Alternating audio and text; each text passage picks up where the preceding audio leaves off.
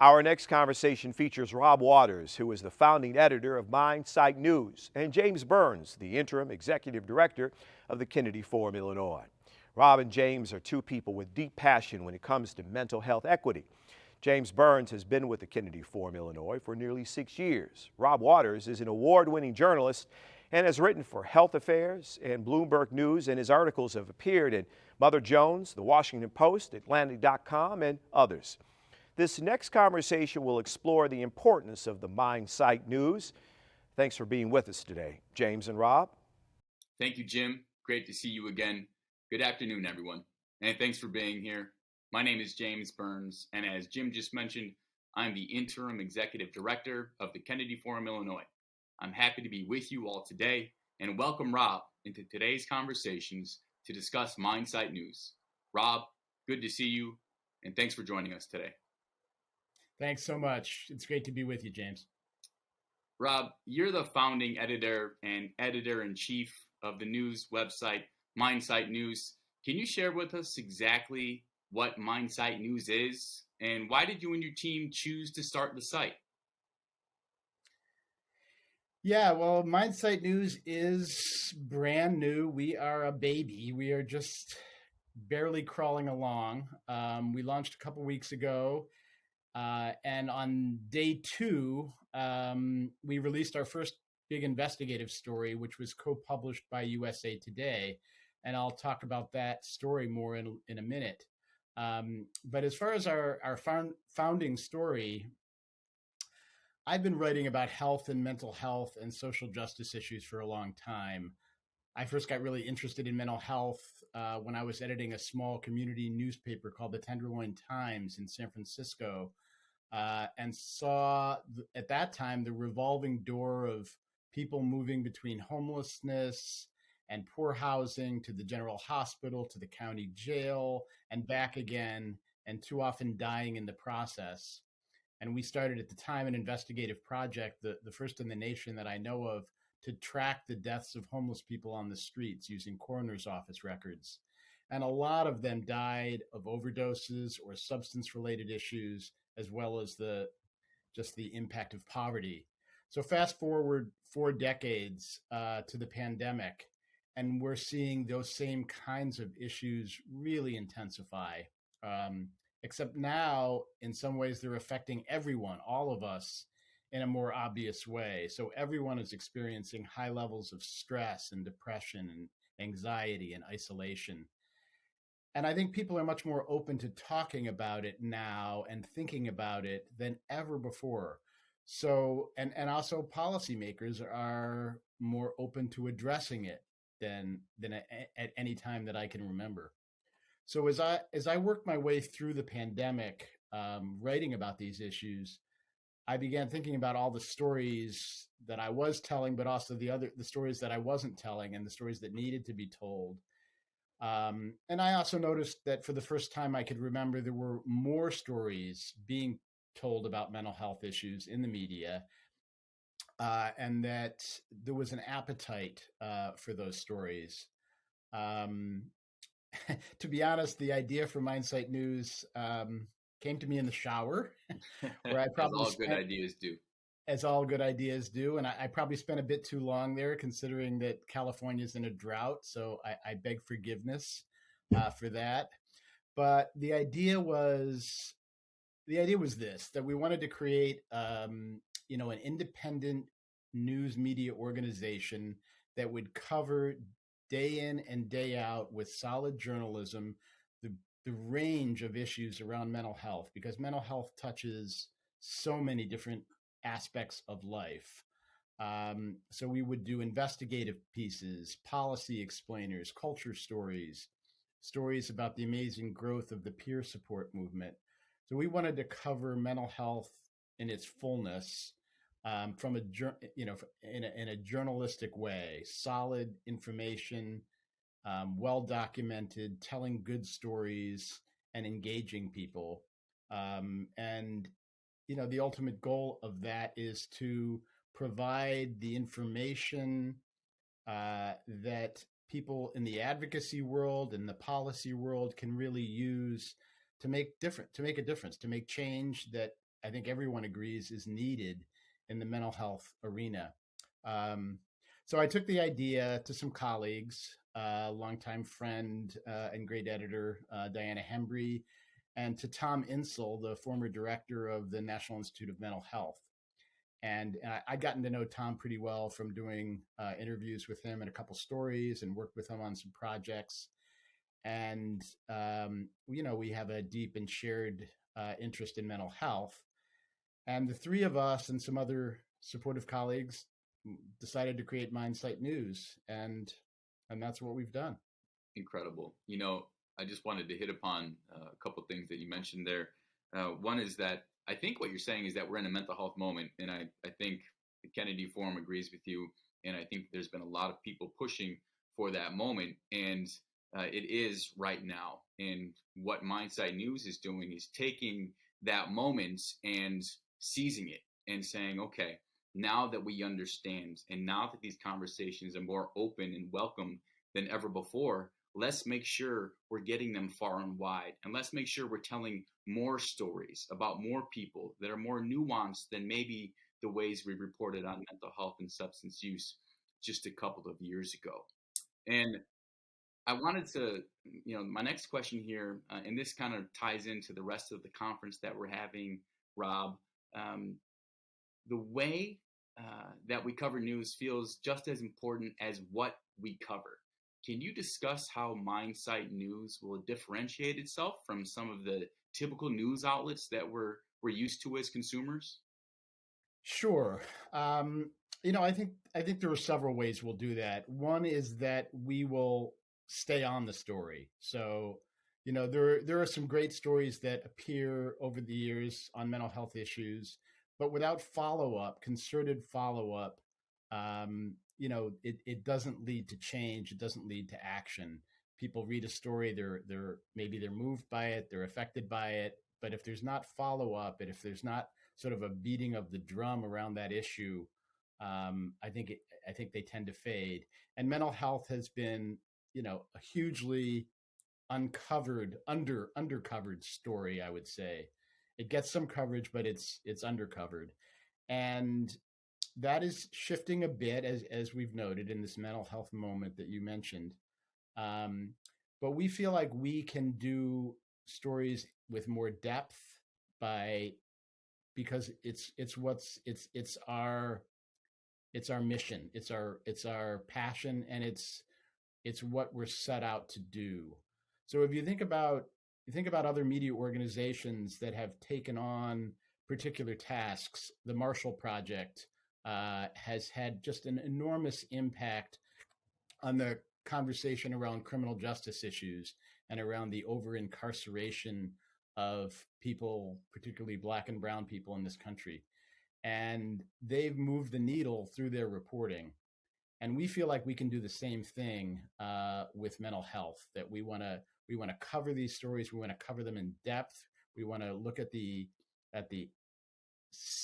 just the searing equity issues that exist in mental health. Our lead story, the one that I referred to before that was co-published with USA Today, we look at the crisis that's going on inside juvenile detention facilities. So juvenile detention facilities, where about 44,000 young people are incarcerated, some have been, have not been convicted or pretrial. Some have been convicted of a juvenile offense. And as COVID hit and facilities became worried about infection spread, their response was basically to isolate. The numbers were dropped. They released people, which was good. But those that were left behind suddenly were in basically solitary confinement for days on end, no family visits, no programming, no education, no groups. And kids were literally in their cells by themselves for days and days on end. And the predictable impact of that was that they really freaked out. Imagine as the USA Today version of our story said something, the headline was something like, COVID-19 has been horribly isolating for all of us. Just imagine if you were young and locked up in administrative isolation. And that's what's happened to these kids. So we did that story, and we found out that in Puerto Rico, in Connecticut, in Louisiana, there had been, an uptick in suicide attempts. There'd been an increase in violence, and it stemmed from this intense isolation. So that's the kind of story that we want to tell, the kind of story that no one else is telling. But we also want to tell stories about the efforts to make change. So we have a story in this issue about what's kind of a relatively new movement, which is to create what are called peer respite homes. And these are places where people who are on the edge of a mental health crisis or feel like they're heading toward one, instead of decompensating completely and getting taken to a psychiatric hospital, they can go to a home. It's not a clinical program. They don't get medicated, although they could bring their own meds with them. They don't see psychiatrists. They just get a break. They get a room with a bed and a door and some supportive people that can talk to them. And so there's been an uptick in these kinds of programs, and we took a look at that. So those are the kinds of stories that I think are pretty rarely covered in the media generally, that will be our bread and butter. And we will be all over those stories, and we will be covering them. We want to hear from people. We want to hear from many voices about what's driving the mental health crisis that we're in, but especially about what the solutions are. And we want to shine a light on the problems and on the solutions.